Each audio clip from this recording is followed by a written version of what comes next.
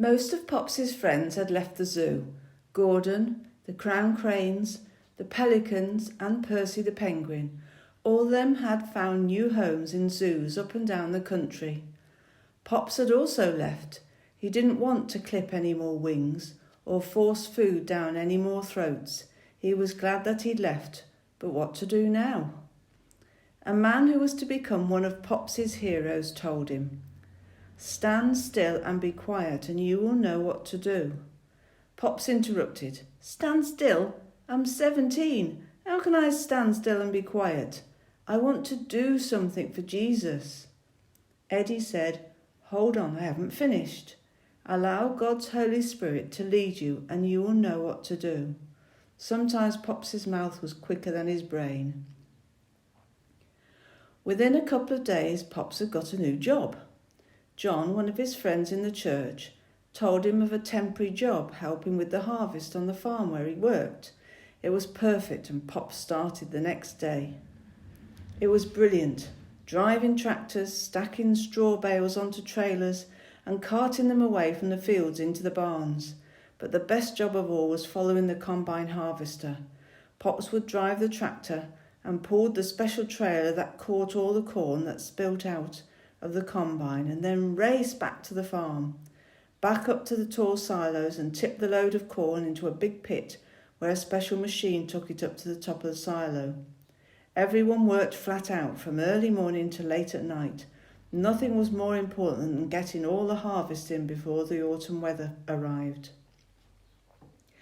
It seemed to Pops the same things were happening at church. More and more people were coming and joining the church. Not just young people, but people of all ages. There seemed to be an invisible combine harvester at work. Pops didn't understand how it was happening, but it was great fun. In fact, he decided he wanted to live like this forever. Then one day, without any warning, the harvest on the farm was over. The last trailer load of corn had been tipped and the last straw bale had been stacked under the big roof of the barn. "Well, Dave, what do you think of farming?" the farmer asked Pops.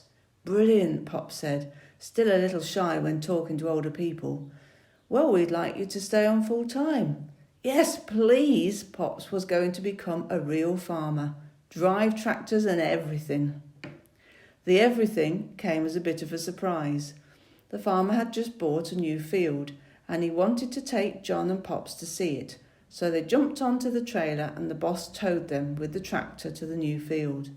The field followed a river for a long way and Pops couldn't quite make out where it ended. "I like this field. This field is going to be very good for us," said the farmer. Pops felt very special that the farmer should confide in them both and wondered what job he wanted them to do. Pops hoped that it would be to plough up the field. He'd watched somebody ploughing and thought that would be a great job to do, even though he hadn't the first idea how to plough. "Right, I'm going to drive slowly up and down the field and you two will walk behind the trailer and pick up all the large stones and boulders you see and throw them into the trailer." It took Pops and John 3 days to clear that field of stones. Pops had thought he was quite fit and strong, but by the end of the 3rd day he could hardly walk and only just lift his knife and fork to eat his dinner, which in all his life before had never happened, as Pops liked his food. What a difference from all the fun and excitement of the harvest. During harvest he was driving tractors all over the farmers' fields, up and down all the lanes through the villages, but with this job he was focused on just one field and just one small piece of that field, making sure that he didn't miss any stones, most of which were the size of footballs. Pops really liked the farmer, but in his heart he couldn't help but grumble.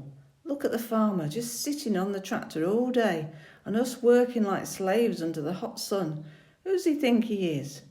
Pops didn't like himself for thinking like that, which only made him feel worse. When the job was finished and the field was clear of stones, the farmer said, "That was a very important job and it had to be done.